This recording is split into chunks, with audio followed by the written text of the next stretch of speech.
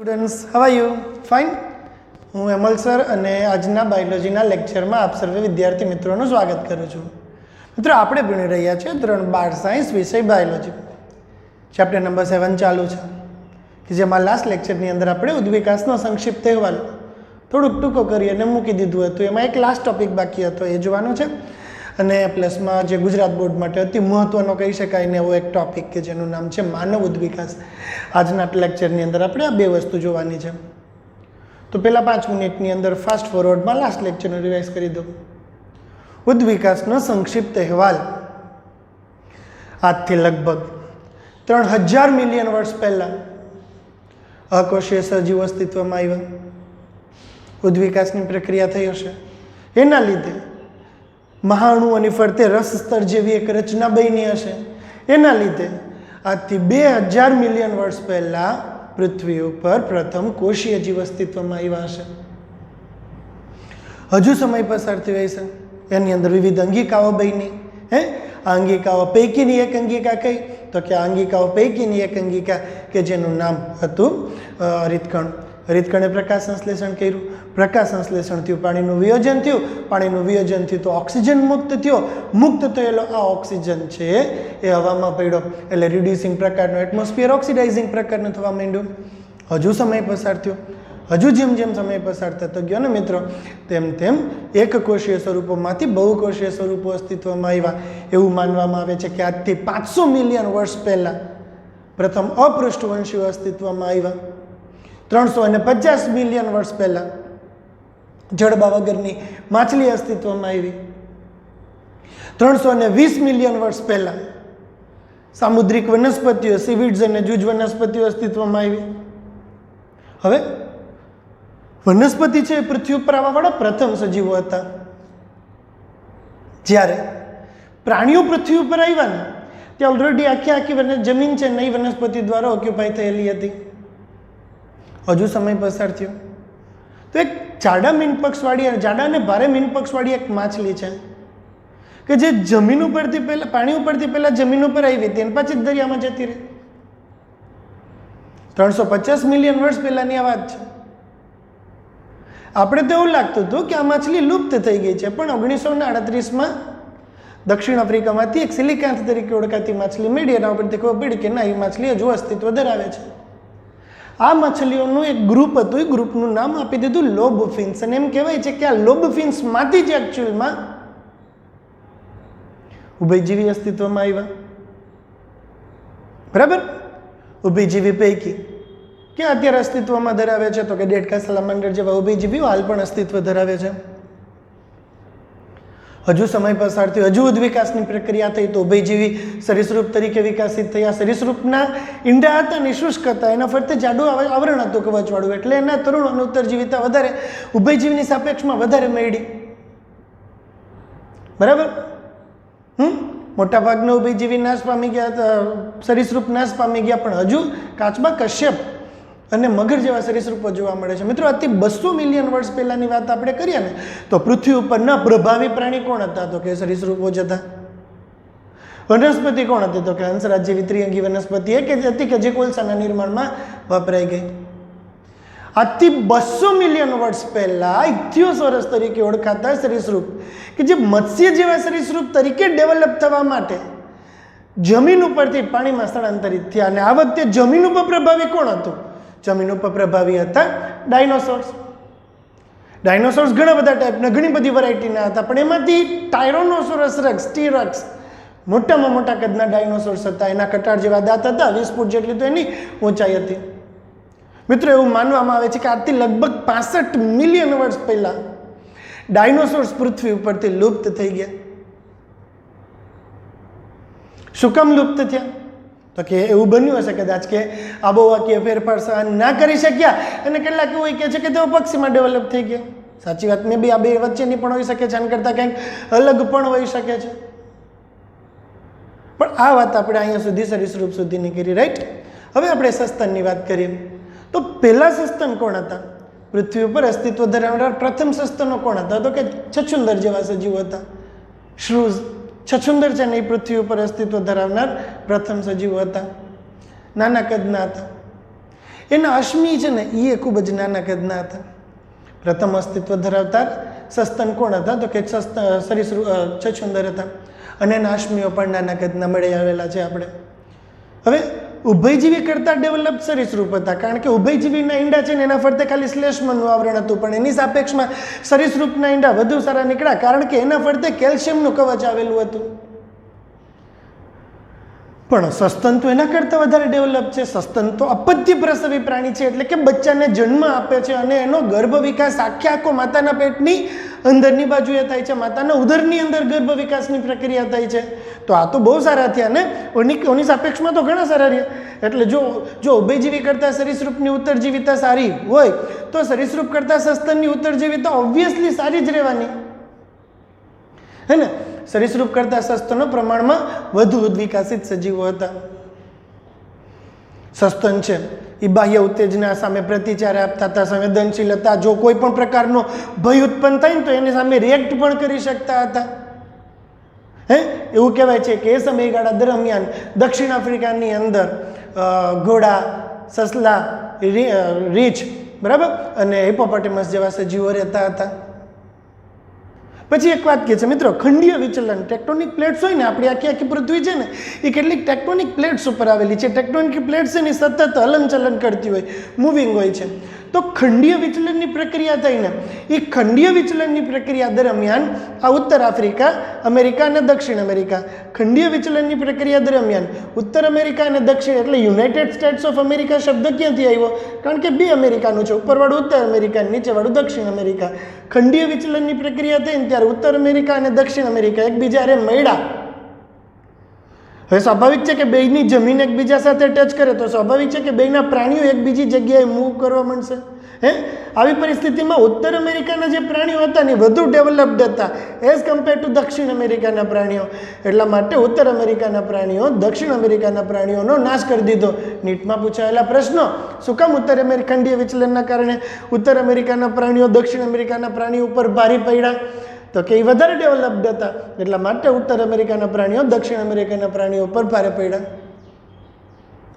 હજુ આગળ આપણે વાત કરીએ તો કે ખંડીય વિચલનના કારણે હજી એક બીજી વસ્તુ થઈ. કઈ વસ્તુ થઈ? તો કે ઓસ્ટ્રેલિયા ખંડ છે ને એ બીજાથી સાવ જુદો પડી ગયો. ઓસ્ટ્રેલિયા ખંડ છે એ મહાદ્વીપ છે. ઓસ્ટ્રેલિયા જમીનથી કોઈ સાથે કનેક્ટેડ નથી. ઓસ્ટ્રેલિયા દરિયાથી જ જવાય, ખાલી બોટમાં જવાય ને કે પ્લેનમાં જવાય. ઓસ્ટ્રેલિયાના એકેય સજીવો છે એ કોઈ પણ સજીવ સાથે, દુનિયાના કોઈ બી સજીવ સાથે હાલમાં કનેક્ટેડ જ નથી. શું કામ કનેક્ટેડ નથી? કારણ કે ઇટ્સ એ આઇલેન્ડ, મહાદ્વીપ છે. ઓસ્ટ્રેલિયા જમીન રૂટથી કનેક્ટેડ નથી કોઈ સાથે. તો એના જે જરાયુ ધરાવતા સસ્તન હતા ને એનું કોઈ યારે કોમ્પિટિશન નથી ને, એટલે એ બધા બહુ સરસ મજાના ગ્રો કરી ગયા. એટલે આજે તમને જરાયુ ધરાવતા સસ્તનો છે ને એ માત્ર ઓસ્ટ્રેલિયામાં જ જોવા મળશે. બીજે ક્યાંય આ જરાયુ ધરાવતા સસ્તનો, માર્સુપિયલ્સ આપણે અનુકૂલિત પ્રસરણમાં જોયું ને, બીજે ક્યાંય કાંગારૂ, બીજે ક્યાંય દુનિયામાં તમને ના જોવા મળે. હા, ત્યાંથી આપણે લઈ આવ્યો હોય તો એ બીજા નંબરની વાત છે, પણ એનું natural habitat it is just in Australia. They cannot be seen anywhere else besides Australia. Just like our lion, આપણા સિંહની જેમ આપણા સિંહ બીજે ક્યાંય તમને જોવા મળે નહીં. રાઈટ? મોટાભાગના સસ્તનો તો જમીન ઉપર રહેતા હતા, પણ કેટલાક સસ્તનો એવા હતા કે જે પાણીમાં રહેતા હતા. વેલ, ડોલ્ફિન, સીલ અને દરિયાઈ ગાય, આ એવા સસ્તનો હતા કે જે જલજ નિવાસસ્થાનની અંદર રહેતા હતા. કયા સસ્તનો જલજ નિવાસસ્થાનમાં રહેતા હતા? વેલ, ડોલ્ફિન, સીલ અને દરિયાઈ ગાય એવા સસ્તનો છે કે જે જલજ વસવાટની અંદર જીવતા હતા. ઉદ્વિકાસનો સંક્ષિપ્ત અહેવાલ અહીંયા પૂરો થાય. હજી એક વખત ખાલી સસ્તનની વાત કરીએ તો કે પેલા અસ્તિત્વ ધરાવતા સસ્તન છે છુંદર જેવા હતા. અશ્મિઓ નાના કદના હતા, અપત્ય પ્રસવી હતા, એટલા માટે એનો ગર્ભ વિકાસ માતાના શરીરની અંદરની બાજુએ થતો હતો. એનું મૃત્યુ થવાના ચાન્સીસ પ્રમાણમાં ઘણા ઓછા થઈ ગયા. સસ્તનો બુદ્ધિશાળી હતા, સંવેદનશીલ હતા, પોતાની સામે આવતા પ્રોબ્લેમને સોલ્વ કરવાની ક્ષમતા ધરાવતા હતા. દક્ષિણ આફ્રિકાની અંદર ઘોડા, હિપોપોટેમસ, રીંછ, સસલા જેવા સસ્તનો જોવા મળતા હતા. ખંડીય વિચલન થયું. ઉત્તર અમેરિકા અને દક્ષિણ અમેરિકા જોડાઈ ગયા. ઉત્તર અમેરિકાવાળા સજીવો કે જે પ્રમાણમાં વધુ ડેવલપ્ડ હતા એ દક્ષિણ અમેરિકાના સજીવો પર પ્રભાવિત થઈ ગયા. વળી ખંડીય વિચલનના પરિણામે ઓસ્ટ્રેલિયા કે જે એક મહાદ્વીપ તરીકે બીજા બધા દેશથી છૂટું પડી ગયું હતું, ને આગળ જે જરાયું ધરાવતા સસ્તાનો હતા એને કોઈનું કોમ્પિટિશન ના નડ્યું તો એ સારા એવા ગ્રો થઈ ગયા. મોટાભાગના સસ્તાનો તો જે જમીન ઉપર જ રહેતા હતા, પરંતુ કેટલાક સસ્તાનો જેવા કે વેલ, ડોલ્ફિન, સીલ, દરિયાઈ ગાય આ એવા સસ્તાનો છે કે જે દરિયાની અંદર, પાણીની અંદર પણ જોવા મળે છે. તો ઉદ્વિકાસના સંક્ષિપ્ત અહેવાલ પૈકી આપણે વાત કરી સસ્તનની. બેસે ને આટલી વસ્તુ લખી નાખીએ આપણે, આટલી વસ્તુ બરાબર કે ભાઈ પહેલાના સસ્તનો છછુંદર જેવા હતા.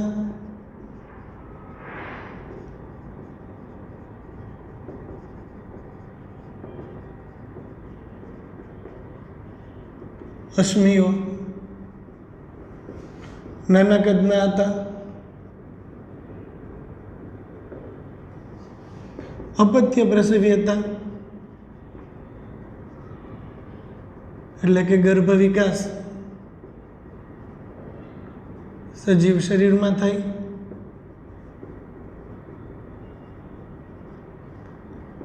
બરાબર. પછી દક્ષિણ અમેરિકાની અંદર ઘોડા હિપ્પોપોટેમસ, દક્ષિણ અમેરિકા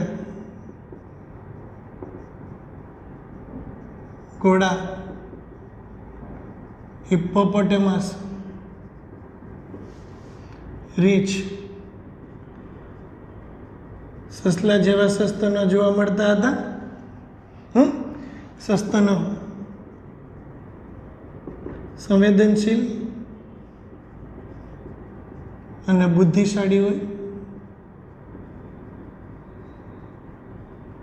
કે જે પોતાને આવતી મુશ્કેલીઓનો સરળતાથી સામનો કરી શકતા હતા. ઓકે. પછી જો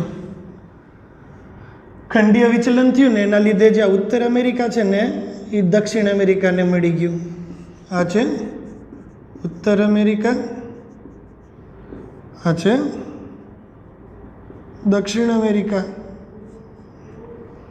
હવે આ ઉત્તર અમેરિકાવાળા સજીવો છે ને એ પ્રભાવી હતા, એટલે દક્ષિણ અમેરિકાવાળા સજીવોનો નાશ કરી દીધો. ખંડીય વિચલન થયું ને એના લીધે ઓસ્ટ્રેલિયા કે જે બીજા ગ્રહથી છૂટું પડી ગયું, બીજા બધા ખંડોથી છૂટું પડી ગયું, એટલા માટે ને આગળ જરાયું ધરાવતા સસ્તના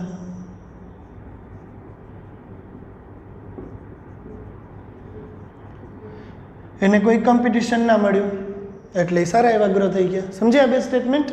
ઉત્તર અમેરિકા છે એ દક્ષિણ અમેરિકાની સાથે ખંડીય વિચલનના કારણે પડી ગયું. ઉત્તર અમેરિકાવાળા પ્રભાવી હતા, જે દક્ષિણ અમેરિકાવાળા સજીવો પર ભારે પડી ગયા. ઓસ્ટ્રેલિયા કે જે ખંડીય વિચલનના કારણે બીજાથી જુદું પડી ગયું, ને ઓસ્ટ્રેલિયાની અંદર જરાયું ધરાવતા સસ્તનો એટલે કે માર્સુપિયલ્સ છે એ જોવા મળે છે.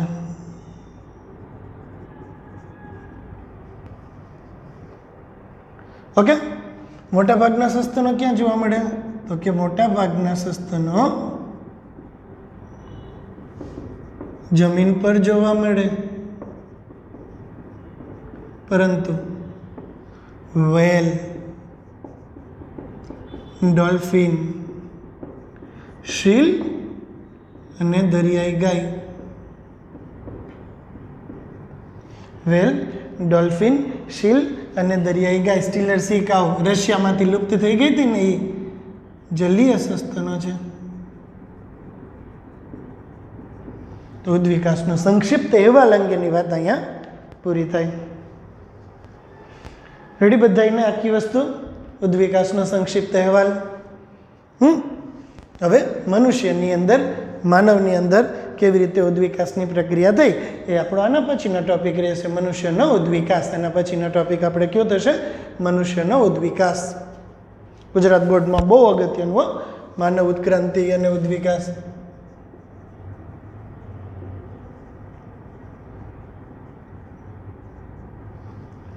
ગુજરાત બોર્ડની અંદર કંઈક ને કંઈક આમાંથી રહેતું હોય છે, થિયરી રહેતી હોય છે. લગભગ જૂના કોર્સની અંદર તો આ પાઠનો પ્રશ્ન હોય નહીં, માનવ ઉદ્વિકાસમાંથી જોઈએ, બીજા એકેયમાં ના હોય. ઓકે, સારું, ચાલો તો આપણે ઉદ્વિકાસનો સંક્ષિપ્ત અહેવાલ જોયો, આવડે ને હવે બધાને મસ્ત મજાનું, આને રિવિઝનની જરૂર નથી ને, પૂરું ને, ફાઇન. ચાલો, તો મનુષ્યની અંદર આપણે વાત કરીએ ને મિત્રો, તો આપણી પેઢીના જે પ્રથમ પૂર્વજો છે ને એ આજથી 15 મિલિયન વર્ષ પહેલાં 15 મિલિયન વર્ષ પહેલાં ડ્રાયોપિથેક્સ અને રામાપિથેક્સ જેવા પ્રાઇમેટ્સ એટલે અંગુષ્ઠધારી અસ્તિત્વમાં આવ્યા આજથી 15 મિલિયન વર્ષ પૂર્વે. કેટલા વર્ષ પૂર્વે? 15 મિલિયન વર્ષ પૂર્વે ડ્રાયોપિથેક્સ અને રામાપિથેક્સ જેવા પ્રાઇમેટ્સ અંગુષ્ઠધારીઓ અસ્તિત્વમાં આવ્યા. તેઓ શરીર ઉપર વાળ ધરાવતા હતા અને ગોરિલા અને ચિમ્પાન્ઝીની જેમ ચાલતા, આ પ્રકારે ખૂંદવાળા ચાલતા હતા. શરીર ઉપર વાળ ધરાવતા હતા, ગોરિલા અને ચિમ્પાન્ઝીની જેમ ચાલતા હતા. હા, ડ્રાયોપિથેક્સ છે ને એ વધુ એપ જેવા લાગતા હતા અને રામાપિથેક્સ છે ને એ વધુ માનવ જેવા લાગતા હતા. રાઈટ, શરીર ઉપર રૂવાટી ધરાવતા, વાળ ધરાવતા અને ગોરિલા અને ચિમ્પાન્ઝીની જેમ ચાલતા. ઓકે, 15 મિલિયન વર્ષ પૂર્વે ડ્રાયોપિથેક્સ અને રામાપિથેક્સ આપણી શ્રેણીના પ્રથમ પૂર્વજો કોણ હતા? ડ્રાયોપિથેક્સ અને રામાપિથેક્સ અંદાજિત કેટલા વર્ષ પહેલા અસ્તિત્વ ધરાવતા હતા? 15 મિલિયન વર્ષ પૂર્વે આપણી શ્રેણીના પ્રથમ પૂર્વજ તરીકે ડ્રાયોપિથેક્સ અને રામાપિથેક્સ અસ્તિત્વ ધરાવતા હતા. આપણી શ્રેણીના પ્રથમ પૂર્વજ કોણ હતા? આપણી શ્રેણીના પ્રથમ પૂર્વજો હતા ડ્રાયોપિથેક્સ અને રામાપિથેક્સ, કે જે લગભગ 15 મિલિયન વર્ષ પૂર્વે અસ્તિત્વ ધરાવતા હતા.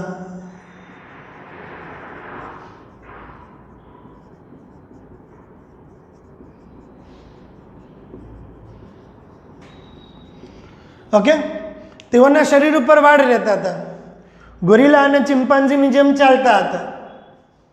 જે પૈકી ડ્રાયોપિથેક્સ છે ને એ વધુ એપ જેવા લાગ્યા, પરંતુ રામાપિથેક્સ છે ને એ વધુ માનવ જેવા લાગતા હતા.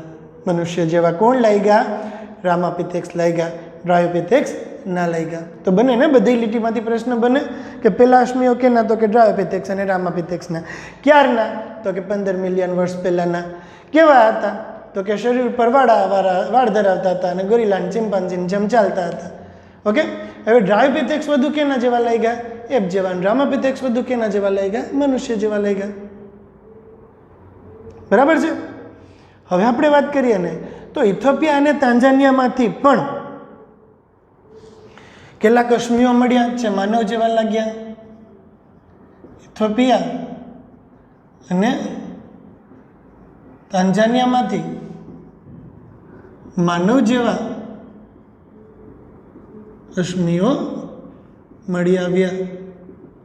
ઇથોપિયા અને તાંજાનિયામાંથી કેટલાક અશ્મિઓ મળ્યા અને આ અશ્મિઓ છે ને એ મનુષ્ય જેવા લાગતા હતા. ઇથોપિયા અને તાંજાનિયામાંથી કેટલાક અશ્મિઓ મળ્યા એ મનુષ્ય જેવા લાગતા હતા. મિત્રો, એવું માનવામાં આવે છે કે આજથી લગભગ 3 થી 4 મિલિયન વર્ષ પૂર્વે માનવ જેવા સસ્તનો પૂર્વ આફ્રિકાના ઘાસના મેદાનમાં રહેતા હતા. આફ્રિકામાં વિચરણ પામ્યા. આથી લગભગ 3 થી 4 મિલિયન વર્ષ પૂર્વે માનવ જેવા સસ્તનો છે ને એ પૂર્વ આફ્રિકાની અંદર વિચરણ પામ્યા. એની હાઇટ બહુ ઓછી હતી, 4 ફૂટથી વધારે ઊંચા નહોતા, બરાબર, પણ સીધા ચાલતા હતા. આજથી લગભગ 3 થી 4 મિલિયન વર્ષ પૂર્વે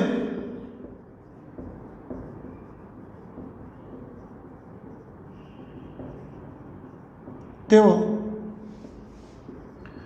પૂર્વ આફ્રિકામાં વિચરણ પામ્યા. તેમની ઊંચાઈ 3 થી 4 ફૂટ, બરાબર. તેમની ઊંચાઈ સંભવતઃ 4 ફૂટ જેટલી હતી. અને તેઓ સીધા ચાલતા હતા.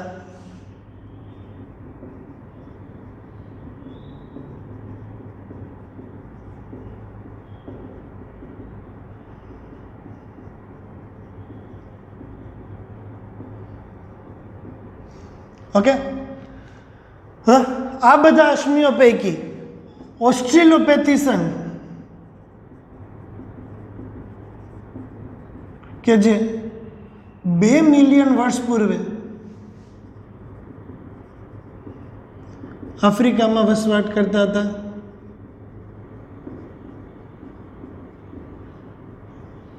ઓકે, તેઓ પથ્થરના ઓજારોથી શિકાર કરતા, પરંતુ મોટા ભાગે ફળાહારી હતા. પથ્થરના ઓજારોથી શિકાર કરતા પણ મુખ્યત્વે ફળ ખાતા હતા. તો અહીં અડધી વાત આપણી પૂરી થાય કે ભાઈ માનવ ઉદ્વિકાસની આપણે વાત કરીએ તો કેવા કેવા અશ્મિઓ આર્કિયોલોજી ડિપાર્ટમેન્ટ હોય ને આવા બધા પ્રકારના સંશોધનો કરતું હોય, એમને ક્યાંક આગળથી આવા ઉત્ખનનની પ્રક્રિયા કરતા હોય ત્યારે એને આવા અશ્મિઓ મળતા આવે. તો માનવના સ્ટડીઝની શરૂઆત કરીએ ને મિત્રો, તો એ સૌથી પહેલાં 15 મિલિયન વર્ષ પહેલાં ડ્રાયોપિથેક્સ અને રામાપિથેક્સ જેવા પ્રાઇમેટ્સ અસ્તિત્વ ધરાવતા હતા. આ પ્રાઇમેટ્સ છે ને તે શરીર ઉપર વાળ ધરાવે, રાઈટ? કેવા? શરીર ઉપર વાળ ધરાવે અને કુંધ ધરાવતા, એટલે ગોરિલા અને ચિમ્પાન્ઝીની જેમ ચાલતા હતા. આ સજીવો પૈકી ડ્રાયોપિથેક્સ વધુ એપ જેવા લાગતા હતા. એપ એટલે કોણ? એપ એટલે ઊભી ચાલવાળા વાંદરા. ગોરિલા, ચિમ્પાન્ઝી, ઓરાંગુટાન આ બધા જે ઊભી ચાલવાળા વાંદરા હોય ને એને એપ કહેવાય. શું કહેવાય? એને એપ કહેવામાં આવે છે. તો એપ જેવા પૂર્વજો હતા, તેઓ ઊભી ચાલ ચાલતા હતા. ડ્રાયોપિથેક્સ વધુ એપ જેવા ને રામાપિથેક્સ વધુ માનવ જેવા લઈ ગયા. પછી બીજા વૈજ્ઞાનિકોએ જોયું કે ભાઈ ઇથોપિયા અને તાંઝાનિયામાંથી પણ માનવ જેવા અશ્મિઓ મળ્યા એમને પોતાના અભ્યાસ દરમિયાન. પછી કોઈક વૈજ્ઞાનિકોએ પૂર્વ આફ્રિકાની અંદર સ્ટડીઝ કર્યું તો એને જોયું કે ભાઈ આ માનવ જેવા સજીવો છે ને એ આજથી 3 થી 4 મિલિયન વર્ષ પૂર્વે પૂર્વ આફ્રિકાની અંદર ઘાસના મેદાનમાં વિચરણ પામતા હતા. હાઇટ બહુ ઓછી હતી, 4 ફૂટથી વધારે એમની હાઇટ નહોતી. એમની હાઇટ ઓછી હતી એટલે કે 4 ફૂટથી વધારે પ્રમાણમાં નહોતી. પણ હા, તેઓ સીધા ચાલતા હતા. ઇરેક્ટ ખૂંધ હતી ને એ ખૂંધ ધીમે ધીમે કેવી થતી ગઈ? ઘટતી ગઈ. ખૂંધ ઘટતી જાય છે, તેઓ સીધા ચાલવા માંડ્યા.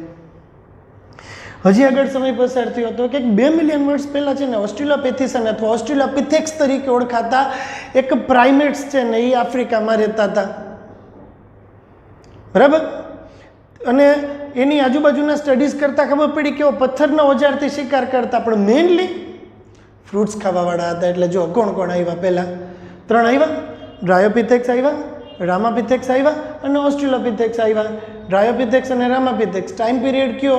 15 મિલિયન યર્સ આગો. બરાબર? શરીર ઉપર રૂવાટી, ગોરિલા અને ચિમ્પાન્ઝીની જેમ ચાલતા. ડ્રાયોપિથેક્સ માનવ એપ જેવા ને રામાપિથેક્સ માનવ જેવા લઈ ગયા. ઇથોપિયા તાંઝાનિયામાંથી અશ્મિઓ મળ્યા. 3 થી 4 મિલિયન વર્ષ પૂર્વે માનવ જેવા કેટલાક સજીવો છે એ પૂર્વ આફ્રિકાના ઘાસના મેદાનમાં રહેતા હતા. 4 ફૂટ જેટલા ઊંચા હતા અને સીધા ચાલતા હતા. હવે એ અશ્મિઓ પૈકી એક એવા અશ્મિ મળ્યા કે જે 2 મિલિયન વર્ષ જૂના હતા અને એનું નામ ઓસ્ટ્રેલોપિથેક્સ એવું આપી દીધું. શું નામ આપી દીધું એનું? ઓસ્ટ્રેલોપિથેક્સ એવું એનું નામ આપી દીધું. અને ઓસ્ટ્રેલોપિથેક્સ છે ને એ શિકાર, પથ્થરના ઓજારથી શિકાર કરતા, પણ મૂળભૂત રીતે તેઓ ફળાહારી હતા. ઓકે, બીજા વૈજ્ઞાનિકોએ પોતપોતાની રીતે અભ્યાસ કર્યો હશે ને મિત્રો, તો એને એક કંઈક બહુ અલગ પ્રકારના અશ્મિઓ મળી આવ્યા જે બીજા કરતાં સાવ અલગ પ્રકારના હતા. એ અશ્મિઓનું નામ હતું હોમો હેબિલિસ. બીજા વૈજ્ઞાનિકોને પોતાના અભ્યાસ દરમિયાન એક એવા અશ્મિઓ મળ્યા ને મિત્રો કે જે બીજા કરતાં સાવ અલગ હતા અને માનવ સાથે વધુ સામ્યતા ધરાવતા હતા. એટલા માટે એ પ્રથમ સાચા માનવ તરીકે હોમો હેબિલિસને લેવામાં આવ્યા. બરાબર? પાછળથી એક એવા અશ્મિઓ મળ્યા કે જે માનવ સાથે વધુ સામ્યતા ધરાવતા હતા અને આ અશ્મિઓનું નામ શું હતું? હોમો હેબિલિસ હતું. એની મસ્તિષ્ક ક્ષમતા છે ને 650 થી 800 cc જેટલી હતી અને તેઓ માંસ ખાતા ન હતા. પાછળથી એક એવા અશ્મિ મળ્યા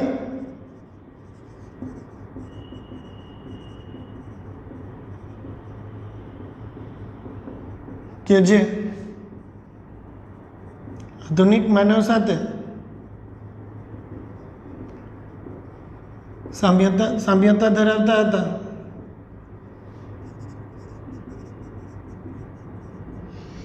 બરાબર, તેઓ હોમો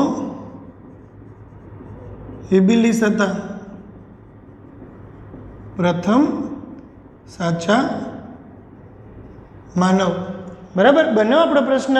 અને તેમની મસ્તિષ્ક ક્ષમતા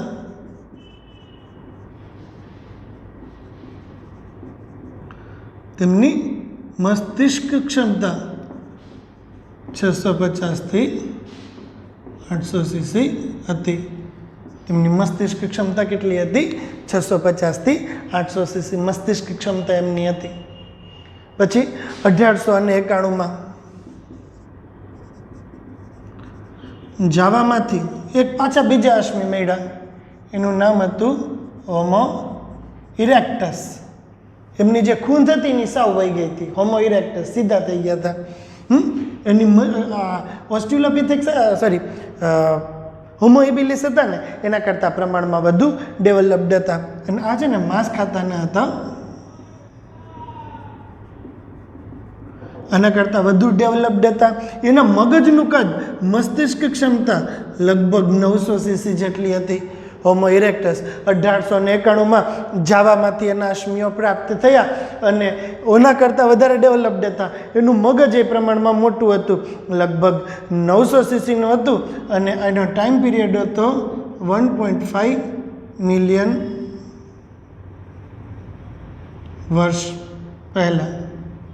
હવે તો હું લખી નાખો, આ અશ્મિઓ છે ને આ સજીવો million years ago 1.5 million years ago અસ્તિત્વ ધરાવતા હતા. જો ઓલમોસ્ટ બધા આવી ગયા આપણે કે ભાઈ સૌથી પહેલાં 1.5 મિલિયન વર્ષ પહેલાં ડ્રાયોપિથેક્સ આવ્યા, રામાપિથેક્સ આવ્યા, શરીર ઉપર રૂંવાટી ધરાવે, ગોરીલાને ચિમ્પાન્ઝીની જેમ ચાલે. ડ્રાયોપિથેક્સ વધુ એપ જેવા લાગે પણ રામાપિથેક્સ વધુ માનવ જેવા લાગ્યા. હજુ સમય પસાર થયો તો ઇથોપિયા અને તાંઝાનિયામાંથી એ માનવ જેવા અશ્મિઓ મળ્યા. હજુ સમય પસાર થયો તો ખબર પડી કે ભાઈ આ માનવ જેવા સજીવો છે ને એ તો આજથી 3 થી 4 મિલિયન વર્ષ પહેલાં પૂર્વ આફ્રિકાના ઘાસના મેદાનમાં રહેતા હતા, 4 ફૂટથી ઊંચાનું હતા અને તેઓ સીધા હાલતા હતા. પછી ઓસ્ટ્રેલોપિથેક્સ 2 મિલિયન વર્ષ પહેલાં આફ્રિકાની અંદરથી એના અશ્મિઓ મળી આવ્યા. આ મળ્યા આફ્રિકામાંથી, નામ ઓસ્ટ્રેલોપિથેક્સ જોજો. પછી ઓસ્ટ્રેલોપિથેક્સ છે એ પથ્થરથી શિકાર કરતા. કેના દ્વારા? પથ્થર દ્વારા શિકાર કરતા, પણ મુખ્યત્વે તો ફળાહારી હતા.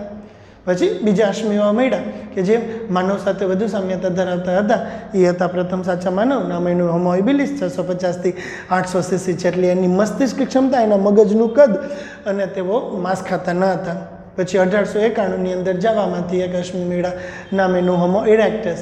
મસ્તિષ્ક ક્ષમતા એની 900 સીસી અને 1.5 મિલિયન વર્ષ પહેલાં તેઓ અસ્તિત્વ ધરાવતા હતા. તો થઈ ગયા આપણે કેટલા મળ્યા? ડ્રાયોપિથેક્સ મળ્યા, ડ્રાયોપિથેક્સ મળ્યા, રામાપિથેક્સ મળ્યા, ઓસ્ટ્રેલોપિથેક્સ મળ્યા, હોમો હેબિલિસ મળ્યા, હોમો ઇરેક્ટસ મળ્યા. મિત્રો એના પછીની જે નવી કડી છે ને તેનું નામ છે હોમો નિએન્ડરથાલિસ અથવા તો નિએન્ડરથલ મેન.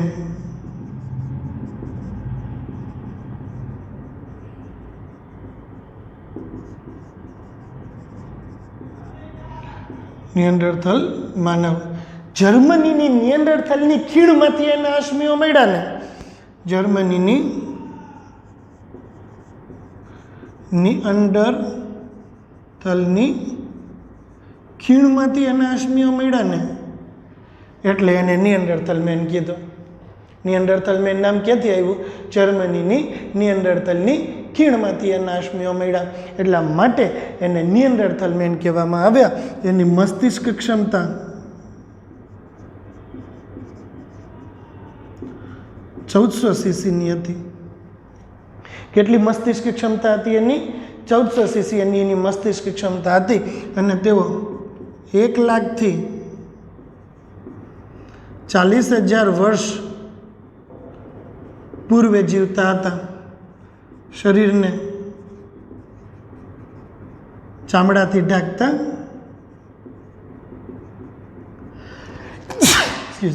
અને મૃતકને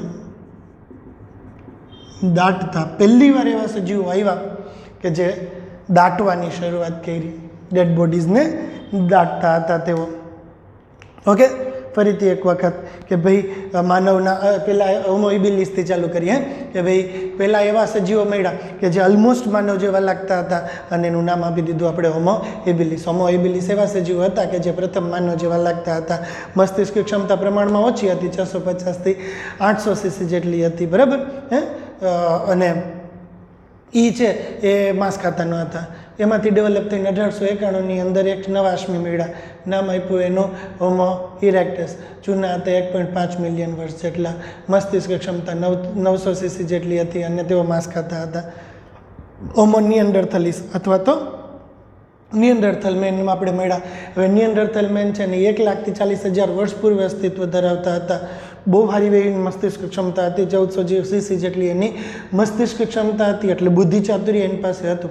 એ લોકો છે ને શરીરને ચામડાથી ઢાંકતા હતા, શરીરને ચામડાથી ઢાંકતા હતા અને પ્લસમાં તેઓ મૃતકને દાટવાનું શરૂ કર્યું. મિત્રો, અહીંયા સુધી આપણે પહોંચી ગયા. હવે આપણે છેલ્લી કડી ચોંટાડવાની છે ખાલી, એનું નામ છે હોમો સેપિયન્સ, કે જે આપણે છીએ એ હોમો સેપિયન્સ. આને બોલાય આધુનિક માનવ. હોમો સેપિયન્સ સેપિયન્સ આપણું બીજું નામ છે, આપણી ઉપજાતિ છે. હવે હોમો સેપિયન્સ ક્યારે અસ્તિત્વમાં આવ્યા? હિમયુગ દરમિયાન.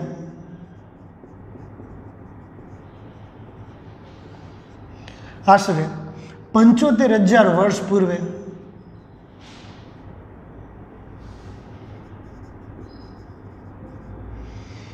બરાબર, આફ્રિકામાં ઉત્પન્ન થયા.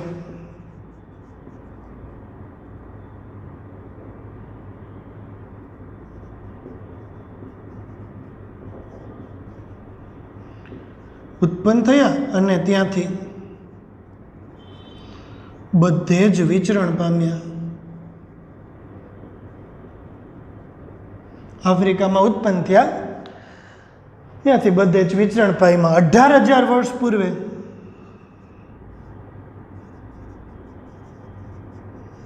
ચિત્રકલાની શરૂઆત કરી.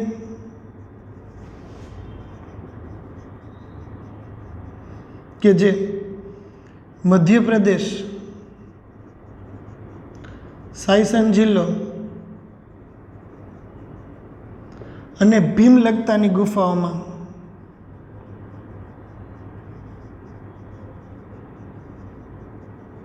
આજે પણ જોવા મળે છે.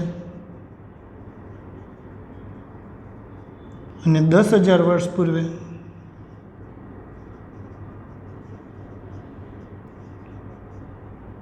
ખેતીની શરૂઆત થઈ.